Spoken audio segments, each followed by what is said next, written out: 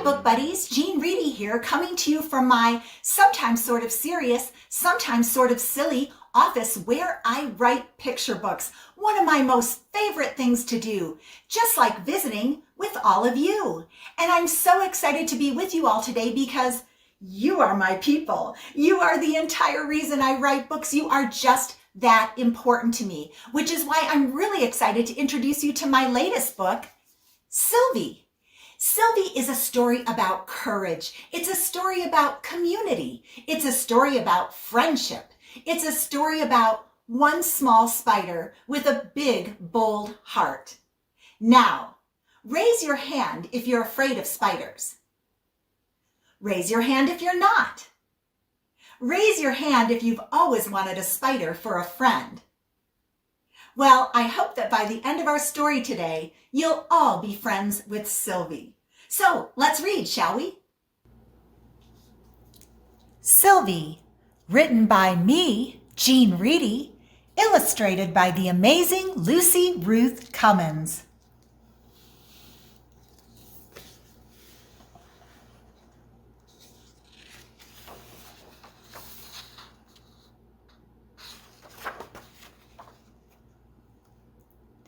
Sylvie hung on a silvery thread from the rusty underside of a fire escape.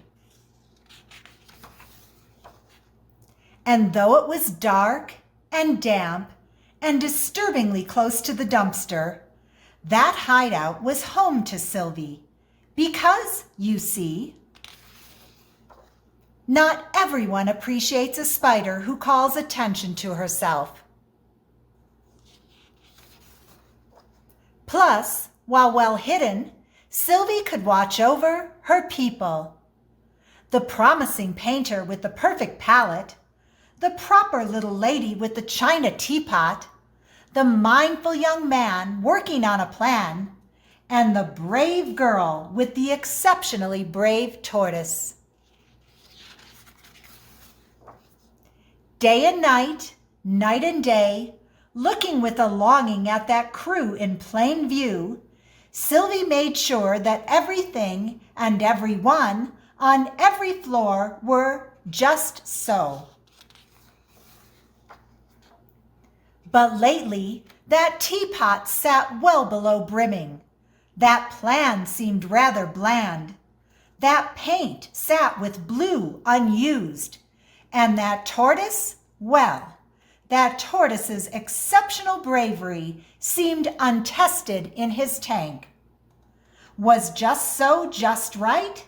Or did the four need something more? Sylvie? No, heavens no. Sylvie put the thought right out of her heart because, it seems, not everyone appreciates a spider who calls attention to herself.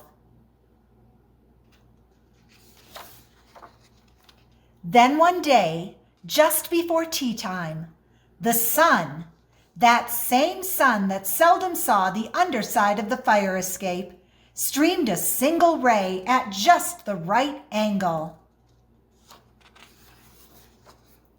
It seemed to shine a bit brighter and linger a little longer, and it caught Sylvie's thread in a most determined, distressing, and double-crossing way. What was a spider to do? But then, and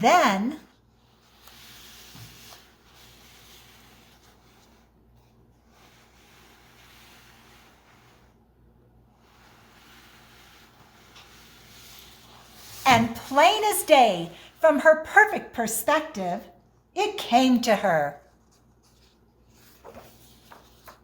An idea, an audacious, dangerous, magnanimous idea, an idea that might make everything, dare she say it, just right. Sylvie couldn't, she shouldn't, she mustn't, but she must. So, with hope in her heart and the sun on her thread, Sylvie inched into the light. She scurried past the girl with the exceptionally brave tortoise. She skirted past the young man working on a plan. She scooted past the little lady with the china teapot. She scampered past the painter with the perfect palette. And then she looped and leaped and led her people all the way to the tip-top of the world, where soon the four found much, much more.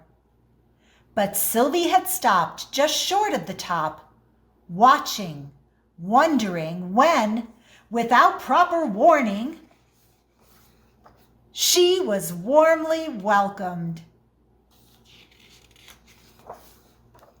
And basking in that beautiful beam, Sylvie was a sight to be seen.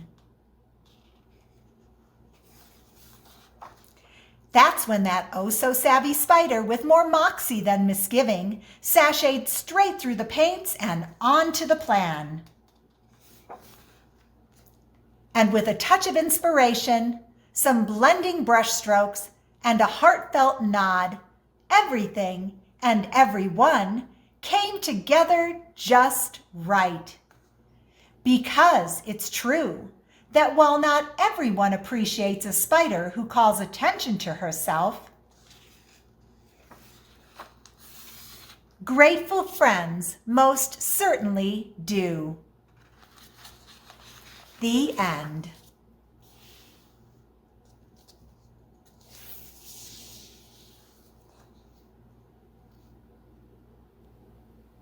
Well, there you have it, friends. I hope you loved Sylvie's story. Thank you so much for reading with me today.